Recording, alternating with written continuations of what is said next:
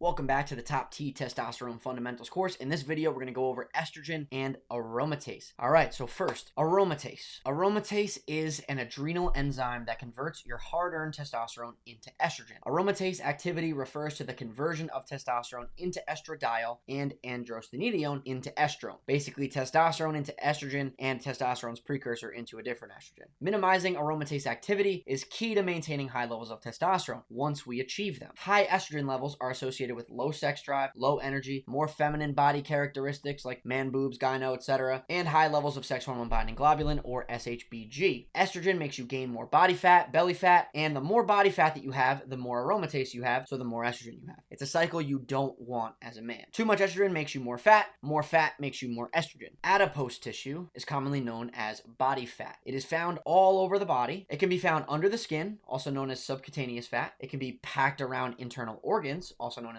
visceral fat, which we very much don't want. It can be between muscles, within bone marrow, and in breast tissue for women. Adipose tissue, where various metabolic hormones are secreted, plays a role in metabolizing different substances, including androgens. So within fat tissue, enzymes such as aromatase and aldoketo reductase 1C are responsible for metabolizing testosterone into estrogen and DHT into inactive metabolites, respectively. So basically what I'm saying is that aromatase converts testosterone into estrogen and aldoketo reductase 1C converts DHT into inactive metabolites. So firstly, we want to minimize body fat so there's minimal adipose tissue in which for these conversions to take place. If you're near or over 30% body fat, you need to lose weight before you even think about achieving top T. Once you've lost the weight, if you needed to, then mainly just a healthy amount of these conversions will occur. You do need small amounts of estrogen for health as a man. If you had zero estrogen in your body, you'd have some serious health issues. As mentioned in the estrogen section, too much of estrogen leads to low testosterone through the negative feedback loop, excess water retention, and increased body fat, while too little of it will lead to low sex drive, recovery issues, joint issues, and poor activation of satellite cells, which we discuss a lot in the Top T training course. If you're dealing with high estrogen, there are some natural aromatase inhibitors that can help keep aromatase activity to a minimum while you're in the process of losing that weight. Some of these you may have never heard of, but don't worry, we cover each of them in detail in the Top T nutrition course. You guys can click here in the ebook to learn more and to check out that Top T nutrition course.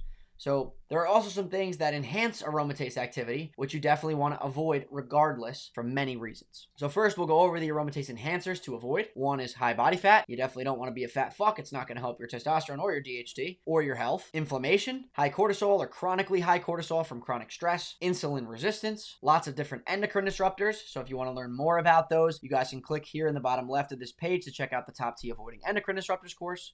Alcohol, and anabolic steroids, and that's due to the negative feedback loop. We already discussed that in the TRT and infertility module in this course. Aromatase is the enzyme that converts that steroid-injected testosterone into more estrogen, which makes your hypothalamus think you have more estrogen and produce less testosterone, less LH and FSH, which decreases sperm production. That whole negative feedback loop thing. Also, from the LH decreases testosterone production, and that's because of the enhanced aromatase activity. So now let's talk about the aromatase inhibitors, the good guys. We have zinc, which is an essential nutrient that you should know about. You should definitely be eating enough of regardless. Luteolin, which you'll find in fruits. Melatonin, which you'll get from the darkness and from adequate sleep. Circadian biology, making sure that your circadian rhythm is on point, and also from certain things like milk, tart cherries, and a couple other things. Quercetin, which we discussed in the DHT module, is also actually a 5-alpha reductase inhibitor, which is not a good thing, but it is also an aromatase inhibitor, so keep that in mind. You'll find quercetin in fruits like apples. Then we have naringenin, which you'll find mostly in citrus fruits. We have resveratrol, which you'll find in red grapes and red wine. I definitely recommend getting it from the grapes, not the wine, or actually from raisins. Then we have selenium, another essential nutrient that you should definitely be getting from food that you'll find a lot in seafood and meat and eggs. Then we have vitamin C, which you'll find in fruits, but there is an issue with the transportation of vitamin C when you eat it with sugar, so the fruits aren't actually a huge, great way to get vitamin C, and I actually am an advocate for supplementing vitamin C, and I discussed this in full detail why that is in the Top T nutrition course. And then last but not least, we have nicotine and cotinine. So cigars are the way to go for nicotine and cotinine for inhibiting aromatase and for enhancing 5-alpha reductase,